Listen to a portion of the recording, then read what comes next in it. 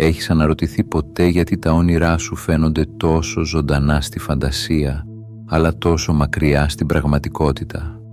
Σαν να υπάρχει ένα αόρατο πέπλο ανάμεσα στο θέλω και στο είναι. Σαν να μπορείς να δεις τη ζωή που λαχταράς, να την αισθάνεσαι, να την αγγίζεις με τη σκέψη σου, κι όμως να ξεγλιστράς σαν καπνός μέσα από τα δάχτυλά σου. Προσπαθείς, αγωνίζεσαι, πειθαρχείς.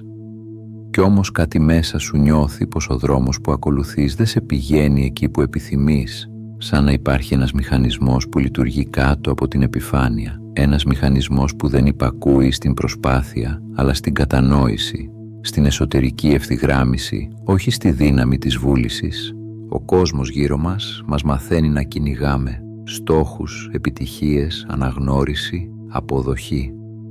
Αλλά κανείς δεν μας μαθαίνει να βλέπουμε, να κοιτάμε πέρα από αυτό που φαίνεται, να αγγίζουμε με το νου ό,τι δεν έχει ακόμα πάρει μορφή.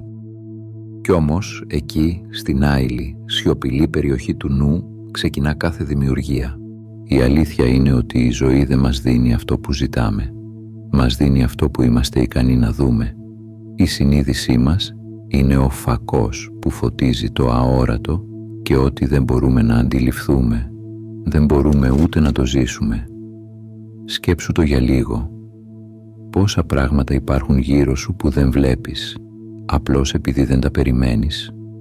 Πόσες ευκαιρίες περνούν δίπλα σου, αθέατες, επειδή το μυαλό σου δεν έχει προετοιμαστεί να τις αναγνωρίσει.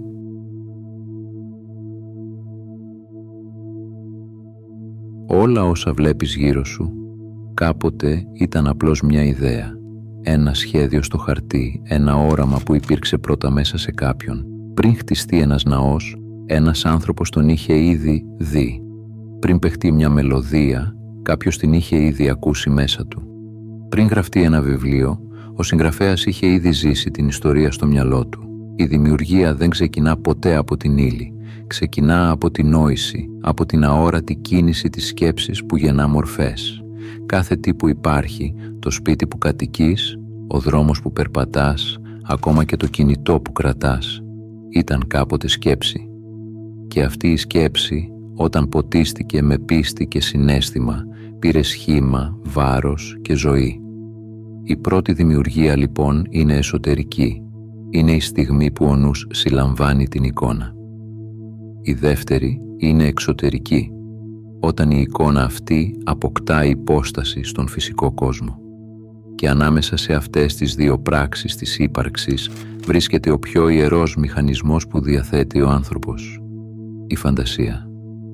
Η φαντασία δεν είναι παιδικό παιχνίδι, ούτε φυγή από την πραγματικότητα. Είναι το προσχέδιο της πραγματικότητας.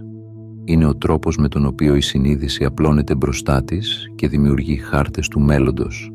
Κάθε φορά που βλέπεις κάτι στο νου σου, ενεργοποιείς δυνάμεις που δεν μπορείς να δεις, αλλά μπορούν να δουν εσένα. Κι όμως, οι περισσότεροι άνθρωποι ζουν με το νου στραμμένο προς τα έξω. Προσπαθούν να αλλάξουν τη μορφή χωρίς να αγγίξουν το πρότυπο. Να αλλάξουν τα αποτελέσματα χωρίς να αλλάξουν την εικόνα που τα γεννά. Είναι σαν να προσπαθείς να διορθώσεις τον καθρέφτη αντί να αλλάξεις το πρόσωπο που αντικατοπτρίζει. Η ζωή είναι καθρέφτης. Δεν σου δείχνει αυτό που θέλεις. Σου δείχνει αυτό που είσαι ικανός να δεις μέσα σου, αυτό που πιστεύεις αληθινό. Κι έτσι, όταν βλέπεις την ίδια ιστορία να επαναλαμβάνεται, τα ίδια μοτίβα, τα ίδια λάθη, τις ίδιες απογοητεύσεις, δεν είναι η μοίρα που σε κυνηγά. Είναι το εσωτερικό σχέδιο που δεν έχει αλλάξει ακόμα. Χωρίς εσωτερική δημιουργία, η εξωτερική μένει άδεια, μηχανική χωρίς ζωή.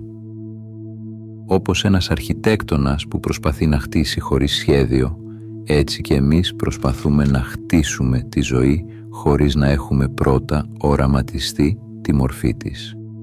Και όσο το όραμα παραμένει ασαφές, τόσο και η πραγματικότητα γίνεται θολή. Η δύναμη της διπλής δημιουργίας βρίσκεται στο συνειδητό βλέμμα. Όταν αρχίσεις να δημιουργείς πρώτα μέσα σου, ο κόσμος αρχίζει να μεταμορφώνεται γύρω σου. Όταν αλλάζεις την εσωτερική εικόνα, ο καθρέφτης της ζωής αλλάζει αντανάκλαση. Και τότε κάτι μαγικό συμβαίνει. η εξωτερική εμπειρία πάβει να είναι αποτέλεσμα τύχης ή κόπου και γίνεται αντανάκλαση πρόθεσης. Γιατί η ζωή δεν συμβαίνει. Απαντά. Και ο τρόπος που απαντά εξαρτάται από το πώς της μιλάς μέσα σου. Η σκέψη είναι η γλώσσα του νου, το συναίσθημα είναι η γλώσσα του σώματος και μαζί γράφουν τον κώδικα της πραγματικότητάς σου. Όταν ο νους και το συναίσθημα ευθυγραμμιστούν, η δημιουργία γίνεται αναπόφευκτη. Αυτό που βλέπεις μέσα σου αρχίζει να αναζητά τρόπο να γεννηθεί. Η ιδέα ζητά μορφή, η μορφή ζητά εμπειρία και η εμπειρία ζητά συνειδητότητα. Έτσι λειτουργεί ο αόρατος κύκλος της ύπαρξης. Κι όμως η εσωτερική δημιουργία δεν είναι πάντα καθαρή. Μερικές φορές ο νους μας είναι γεμάτος θόρυβο, φόβους, αμφιβολίες, σκιές από το παρελθόν. Προσπαθούμε να οραματιστούμε το φως, αλλά μέσα μας υπάρχουν σύννεφα. Και όσο δεν καθαρίζουμε την εικόνα, το φως δεν μπορεί να διαπεράσει. Εκεί αρχίζει η επόμενη φάση της δημιουργίας, η δύναμη της καθαρότητας. Γιατί όσο κι αν ονειρεύεσαι, αν το όνειρο δεν έχει καθαρή μορφή, το σύμπαν δεν ξέρει πώς να το φέρει σε εσένα. Η σαφήνεια όμως δεν αρκεί μόνη της, γιατί δεν είναι απλώς μια λίστα επιθυμιών ή ένας πίνακας οραματισμού. Είναι η συχνότητα με την οποία εκπέμπεις προς το σύμπαν. Όσο πιο καθαρή είναι η εικόνα μέσα σου, τόσο πιο άμεση γίνεται η αντανάκλαση έξω σου. Οι περισσότεροι άνθρωποι δεν σταματούν ποτέ να σκεφτούν τι πραγματικά θέλουν. Ζουν μέσα σε μια ομίχλη επιθυμιών. Θέλω να είμαι ευτυχισμένος. Θέλω αυθονία. Θέλω αγάπη. Όμως το σύμπαν δεν ανταποκρίνεται σε γενικότητες, μόνο σε καθαρά σήματα. Η πρόθεση χρειάζεται μορφή, χρώμα, αίσθηση, συναίσθημα. Όσο πιο ασαφής είσαι, τόσο περισσότερο η πραγματικότητα παραμένει θολή. Η ασάφεια είναι σαν να προσπαθείς να συντονίσεις ένα ραδιόφωνο και να ακούς παράσιτα. Θέλεις χαρά, αλλά εκπέμπεις σύγχυση. Θέλεις ελευθερία, αλλά νιώθεις φόβο. Και τότε ό,τι λαμβάνεις είναι ένα μείγμα και των δύο. Η καθαρότητα όμως δεν είναι έλεγχος, είναι επίγνωση. Δεν σημαίνει να αποφασίσεις πώς θα έρθει κάτι, αλλά να γνωρίζεις τι είναι αυτό που σε κάνει να νιώθεις ζωντανός. Δεν είναι θέλω να είμαι ευτυχισμένος, αλλά θέλω να νιώθω ελαφρότητα, ροή, χαρά κάθε πρωί που ξυπνώ. Η λεπτομέρεια αυτή αλλάζει τα πάντα, γιατί το σύμπαν αντιδρά στην ενέργεια της εμπειρίας, όχι στις λέξεις. Η καθαρότητα δεν είναι απλώς να δεις την εικόνα, είναι να την αισθανθείς. Να μπορείς να την κρατήσεις μέσα σου σαν κάτι ήδη δικό σου. Και όταν το κάνεις αυτό, το οραματιζόμενο αρχίζει να πλησιάζει. Όχι επειδή το κυνηγάς, αλλά επειδή το αναγνωρίζεις. Η καθαρότητα ανοίγει την πόρτα, αλλά η ευθυγράμμιση είναι αυτή που σε αφήνει να περάσεις. Γιατί μπορεί να ξέρεις ακριβώς τι θέλεις, όμως αν η ενέργειά σου δεν ταιριάζει με αυτό που ζητάς, το όνειρο παραμένει απλώς ένα όραμα. Η ευθυγράμμιση δεν είναι προσπάθεια. Δεν είναι να προσπαθείς να αισθανθείς καλύτερα ή να πείσεις τον εαυτό σου πως κάτι είναι ήδη δικό σου. Είναι η φυσική συνέπεια του να επιτρέπεις. Είναι η στιγμή που πάβεις να πιέζεις την πραγματικότητα και αρχίζεις να της επιτρέπεις να καθρεφτήσει αυτό που έχεις ήδη γίνει εσωτερικά. Η δόνηση είναι το νόμισμα της δημιουργίας. Δεν έλκεις με τις σκέψεις, έλκεις με τη συχνότητα που εκπέμπεις. Και αυτή η συχνότητα είναι το άθροισμα των συναισθημάτων σου, των προσδοκιών σου και της εσωτερικής σου στάσης. Μπορεί να επαναλαμβάνεις «είμαι άφθονος», αλλά αν μέσα σου υπάρχει φόβος ή έλλειψη, το σύμπαν ακούει αυτόν τον φόβο, όχι τη φράση. Η ευθυγράμμιση είναι μια πράξη μνήμης. Να θυμηθείς ποιος ήσουν πριν σε μάθουν να αμφιβάλλεις. Να επιστρέψεις σε εκείνη την αθώα βεβαιότητα του παιδιού που ήξερε ότι ό,τι φανταστεί μπορεί να το ζήσει. Δεν χρειάζεται να κατακτήσεις τη δόνηση. Απλώς να καθαρίσεις τον θόρυβο που σε απομακρύνει από αυτήν.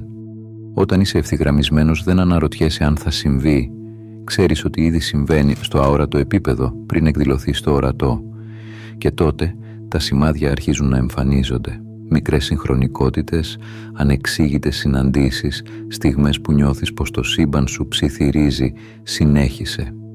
Η ευθυγράμμιση δεν είναι ο στόχος, είναι η κατάσταση μέσα από την οποία όλα τα υπόλοιπα γίνονται δυνατά. Η ευθυγράμμιση σε φέρνει κοντά στη ροή, αλλά η εμπιστοσύνη σε αφήνει να παρασυρθείς μέσα της. Γιατί δεν αρκεί να γνωρίζεις πως το σύμπαν ανταποκρίνεται στη δόνησή σου, χρειάζεται να το εμπιστευτείς. Και αυτό σημαίνει να αφήσεις τον έλεγχο, να σταματήσεις να ρωτάς πότε, πώς και αν. Η εμπιστοσύνη δεν είναι παθητικότητα, είναι η πιο ενεργή μορφή εσωτερικής δράσης. Είναι να λες ναι στη ζωή ακόμη και όταν δεν βλέπεις ακόμη το μονοπάτι. Είναι να νιώθεις ασφάλεια μέσα στην αβεβαιότητα. Να ξέρεις ότι κάτι μεγαλύτερο βλέπει πιο καθαρά από σένα. Το μυαλό ζητά αποδείξεις. Θέλει σημάδια, επιβεβαιώσεις, βεβαιότητες. Μα η καρδιά γνωρίζει χωρίς να χρειάζεται να αποδείξει. Όταν ζεις με εμπιστοσύνη, πάβεις να ελέγχεις τη ροή των γεγονότων και αρχίζεις να παρατηρείς πως όλα συνδέονται με τρόπο σχεδόν μαγικό. Η έλλειψη εμπιστοσύνης γεννά αντίσταση. Και η αντίσταση δεν σταματά τα πράγματα, απλώς σε κρατά εκτός ροής. Όταν όμως επιτρέπεις, όλα ξεδιπλώνονται με φυσική απλότητα. Το σωστό μήνυμα, η σωστή συνάντηση, η σωστή ευκαιρία εμφανίζονται ακριβώς τη στιγμή που πρέπει. Η εμπιστοσύνη είναι το σημείο όπου η επιθυμία μετατρέπεται σε βεβαιότητα. Δεν είναι ελπίδα. Είναι γνώση. Μια ήσυχη, ακλόνητη γνώση ότι η ζωή δεν κάνει ποτέ λάθη, ακόμη και όταν σε οδηγεί σε απροσδόκητες κατευθύνσεις. Και τότε συνειδητοποιείς, δεν χρειάζεται να κυνηγάς τη ροή, είσαι μέσα της. Το μόνο που ζητά από σένα είναι να αφεθείς. Η εμπιστοσύνη είναι η αρχή. Η παράδοση είναι η ολοκλήρωση. Γιατί όσο εμπιστεύεσαι, τόσο συνειδητοποιείς πως δεν χρειάζεται πια να κρατάς τα πράγματα τόσο σφιχτά. Η παράδοση δεν είναι ήττα, είναι επιστροφή. Είναι η στιγμή που σταματάς να προσπαθείς να ελέγξεις τη ζωή και αρχίζεις να συνεργάζεσαι μαζί της. Η παράδοση δεν σημαίνει παρετούμε, σημαίνει επιτρέπω. Επιτρέπω στα γεγονότα να πάρουν τη μορφή που χρειάζεται, όχι απαραίτητα αυτή που φανταζόμουν, γιατί πίσω από κάθε καθυστέρηση, πίσω από κάθε απρόσμενη στροφή, υπάρχει μία νοημοσύνη που βλέπει πιο μακριά από τη δική μου οπτική. Ο νους θέλει να ξέρει, θέλει χάρτες, οδηγίες, προβλέψεις, αλλά η ψυχή λειτουργεί διαφορετικά. Δεν χρειάζεται να ξέρει που πηγαίνει, μόνο να νιώθει ότι ο δρόμος είναι αληθινός.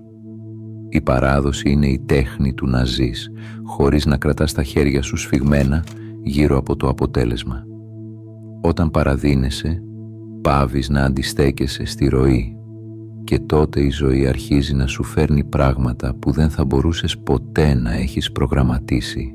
Συγχρονικότητες, ευκαιρίες, έμπνευση, όλα εμφανίζονται σαν κύματα που σε μεταφέρουν πιο κοντά στην ουσία σου.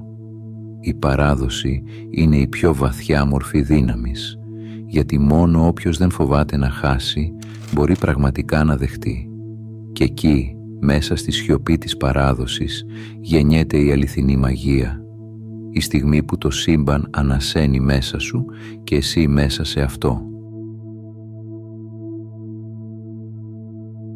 Η ευγνωμοσύνη δεν είναι συναίσθημα, είναι συχνότητα. Είναι η δόνηση που κάνει το σύμπαν να αναγνωρίζει ότι ήδη έχεις, άρα μπορείς να δεχτείς κι άλλο.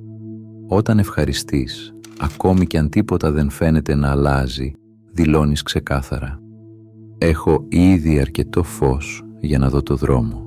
Η ευγνωμοσύνη μετακινεί το βλέμμα από το λείπει στο υπάρχει. Και όταν η εστίαση αλλάζει, αλλάζει και η πραγματικότητα. Γιατί η ζωή δεν ανταποκρίνεται στα λόγια, αλλά στην εσωτερική σου στάση. Κάθε στιγμή ευγνωμοσύνης είναι σαν να στέλνεις ένα μήνυμα στο πεδίο. Αυτό θέλω να συνεχίσει. Και έτσι το πεδίο απαντά: επεκτείνοντας ό,τι ευχαριστείς. Η ευγνωμοσύνη είναι και ο καθρέφτης της παράδοσης. Δεν μπορείς να ευχαριστείς αληθινά αν δεν έχεις πρώτα εμπιστευτεί. Γιατί η ευγνωμοσύνη δεν ζητά εγγυήσεις, προϋποθέτει πίστη. Είναι το ευχαριστώ που λες πριν ακόμη δεις το αποτέλεσμα. Είναι η στιγμή που κοιτάς το άγνωστο και χαμογελάς, γιατί ξέρεις ότι κάπου μέσα του κρύβεται το ακριβώς σωστό. Όσο περισσότερο καλλιεργείς την ευγνωμοσύνη, τόσο περισσότερο ευθυγραμμίζεσαι με τη ροή της ζωής. Γίνεσαι μαγνήτης για εμπειρίες που αντιστοιχούν σε αυτή τη συχνότητα, ανθρώπους, ιδέες, συμπτώσεις που ανοίγουν νέες πόρτες. Δεν είναι μαγεία. Είναι φυσικός νόμος. Ό,τι αναγνωρίζεις επεκτείνεται. Η ευγνωμοσύνη είναι η γλώσσα με την οποία μιλάει η ψυχή. Και όταν τη μιλάς καθημερινά, η ζωή αρχίζει να σου απαντά στην ίδια γλώσσα, με απλότητα, καλοσύνη και απροσδόκητη αρμονία. Κάποια στιγμή, αφού έχεις εμπιστευτεί, παραδοθεί και ευχαριστήσει, αρχίζει να συμβαίνει κάτι παράξενο. Μικρές συμπτώσεις αρχίζουν να ξεδιπλώνονται γύρω σου. Μια φράση που ακούς 2 φορές την ίδια μέρα, ένα όνομα που εμφανίζεται ξανά και ξανά, ένα μήνυμα που έρχεται τη στιγμή που το χρειάζεσαι. Αυτός είναι ο πρώτος ψίθυρος του δρόμου, η αρχή της συγχρονικότητας. Η συγχρονικότητα δεν είναι τύχη. Είναι η στιγμή που η εσωτερική σου δόνηση και ο εξωτερικός κόσμος συναντιούνται στον ίδιο ρυθμό. Όταν αλλάζεις μέσα σου, το σύμπαν αλλάζει τρόπο να σου μιλά. Οι συμπτώσεις γίνονται γλώσσα, τα σημάδια, διάλογος. Δεν είναι ότι ο κόσμος ξαφνικά σε προσέχει, είναι ότι εσύ αρχίζεις να βλέπεις. Η συγχρονικότητα είναι η επιβεβαίωση ότι είσαι στο σωστό μονοπάτι, ακόμη κι αν δεν ξέρεις που πηγαίνεις. Είναι το σύμπαν που σου ψιθυρίζει. Συνέχισε, είμαι εδώ. Μπορεί να μην έρθει με θόρυβο, έρχεται σιωπηλά μέσα από τα πιο απλά πράγματα, μια συνάντηση, μια ακύρωση, μια έμπνευση της στιγμής. Και όσο πιο πολύ ζεις με επίγνωση, τόσο πιο καθαρά ακούς αυτόν τον ψίθυρο. Γιατί η συγχρονικότητα δεν χρειάζεται να ελεγχθεί, χρειάζεται να αναγνωριστεί. Μόλις την δεις, εκείνη απλώνεται, σε οδηγεί, σε καθοδηγεί χωρίς να το συνειδητοποιείς. Όταν το οραματισμένο αρχίζει να εμφανίζεται μπροστά σου με τυχαίους τρόπους, μην αναρωτηθείς αν άξιζες την τύχη. Να θυμάσαι, δεν ήταν τύχη, ήταν απάντηση. Η ζωή σου απλώς σου επιστρέφει ό,τι έχεις ήδη γίνει. Όταν η εσωτερική εικόνα έχει πια χαραχθεί μέσα σου, έρχεται η στιγμή της πράξης, όχι ως σκόπος, αλλά ως φυσική συνέχεια του οράματος. Η πράξη δεν είναι το επόμενο βήμα, είναι η απόδειξη ότι το όραμα είναι ήδη ζωντανό μέσα σου. Πολλοί νομίζουν πως η πράξη είναι ξεχωριστή από την πνευματική διαδικασία, όμως είναι η ίδια η ολοκλήρωσή της. Είναι η στιγμή που το άειλο γίνεται απτό, που η πρόθεση αποκτά μορφή. Κάθε φορά που ενεργείς με επίγνωση, δεν κάνεις κάτι, απλά ευθυγραμμίζεις το εσωτερικό σου πεδίο με το εξωτερικό. Η δράση γίνεται προσευχή, το καθημερινό, ιερό. Όταν το κίνητρο προέρχεται από φόβο ή έλλειψη, η πράξη σε εξαντλεί. Όταν όμως προέρχεται από σύνδεση, η πράξη σε αναζωογονεί. Δεν προσπαθείς να φτάσεις στο όνειρο, το υπηρετείς. Όπως ένας μουσικός που δεν παίζει απλώς τη μελωδία, αλλά γίνεται η ίδια η μουσική. Η πράξη που γεννιέται από τη συνειδητή πρόθεση είναι καθαρή ενέργεια δημιουργίας. Κάθε μικρό βήμα, κάθε κίνηση, κάθε επιλογή γίνεται μία μορφή τελετουργίας, μία προσφορά στο πεδίο που ήδη εργάζεται μαζί σου. Δεν χρειάζεται να ξέρεις όλο το σχέδιο, μόνο να ακολουθείς το επόμενο βήμα που φωτίζεται μπροστά σου. Η ιερότητα της πράξης βρίσκεται στην παρουσία. Όταν βρίσκεσαι πλήρως μέσα σε αυτό που κάνεις, χωρίς να μετράς, χωρίς να συγκρίνεις, τότε το ίδιο το σύμπαν κινείται μέσα από εσένα. Και η ζωή πάβει να είναι μία σειρά από καθήκοντα, γίνεται χορός. Κάθε βήμα που έκανες, κάθε πράξη που εκτέλεσες με επίγνωση, κάθε στιγμή εμπιστοσύνης και ευγνωμοσύνης σε φέρνει σε ένα σημείο όπου το όραμα και η ύπαρξη ενώνονται. Δεν προσπαθείς πια να δημιουργήσεις κάτι έξω σου. Έχεις γίνει η ίδια η δημιουργία. Η μεταμόρφωση δεν είναι η στιγμή που πετυχαίνεις έναν στόχο. Είναι η στιγμή που η εσωτερική σου εικόνα καθρεφτίζεται στον κόσμο χωρίς προσπάθεια, χωρίς φόβο, χωρίς πίεση. Το όνειρο δεν είναι μακριά. Το όνειρο είσαι εσύ. Όταν ήσουν στην αρχή, οραματιζόσουν μια ζωή που φαινόταν μακρινή. Τώρα βλέπεις ότι η διαφορά δεν ήταν η εξωτερική πραγματικότητα, αλλά η εσωτερική σου συχνότητα. Η αλλαγή δεν ήρθε από εκεί έξω. Ήρθε από μέσα και ο κόσμος απλώς την αναγνώρισε. Η μεταμόρφωση είναι ήσυχη. Δεν φωνάζει, δεν απαιτεί αναγνώριση. Είναι η ήρεμη συνειδητοποίηση ότι κάθε επιλογή, κάθε δράση, κάθε συναίσθημα σε έφεραν σε μια νέα κατάσταση ύπαρξης. Δεν είσαι πια αυτός που ονειρευόταν, είσαι αυτός που ζει το όνειρο. Και εκεί ακριβώς γεννιέται η πραγματική ελευθερία. Η ελευθερία από την ανάγκη να κυνηγάς, να συγκρίνεις, να ελέγχεις. Η ελευθερία να είσαι πλήρης, παρούσα, συνδεδεμένη με την πηγή σου. Το σύμπαν δεν σε έφερε εδώ για να περιμένεις. Σε έφερε για να θυμηθείς ότι ποτέ δεν υπήρχε απόσταση ανάμεσα σε αυτό που ήθελες και σε αυτό που είσαι. Η μεταμόρφωση είναι η συνειδητοποίηση. Είσαι η ίδια η γέφυρα ανάμεσα στο όνειρο και την πραγματικότητα. Και φτάνουμε εδώ στο τέλος του ταξιδιού, αλλά και στην αρχή μιας νέας συνειδητότητας. Η εκδήλωση δεν ξεκινά με δράση, ξεκινά με την ύπαρξη. Δεν χρειάζεται να κυνηγήσεις το όνειρο, γιατί εσύ ήδη το κρατάς μέσα σου. Κάθε σκέψη που καθάρισες, κάθε συναίσθημα που ευθυγράμμισες, κάθε στιγμή εμπιστοσύνης και ευγνωμοσύνης ήταν ένας θεμέλιος λίθος στη γέφυρα ανάμεσα σε σένα και τη ζωή που ήθελες. Τώρα η γέφυρα είναι έτοιμη και κάθε βήμα πάνω της γίνεται φυσικό, αναπόφευκτο, ελεύθερο.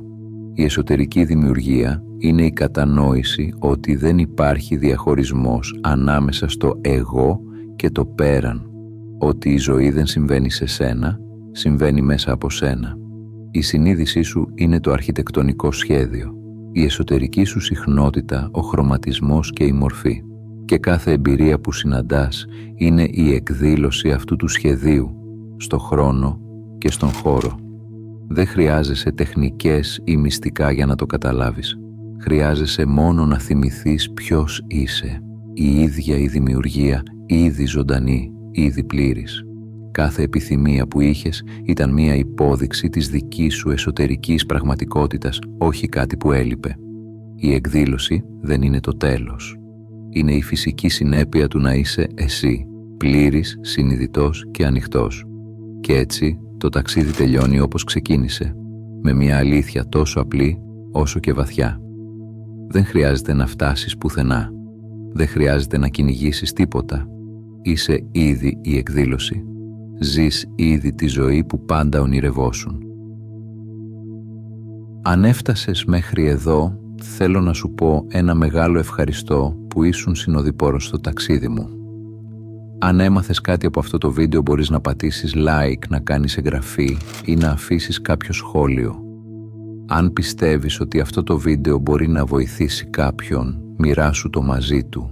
Αν θέλεις να στηρίξεις τη δουλειά μου, μπορείς να κάνεις μια μικρή δωρεά από το link που θα βρεις στην περιγραφή. Από όποιες συντεταγμένες του κόσμου και αν με ακούς, να προσέχεις τον εαυτό σου και να πας στο καλό.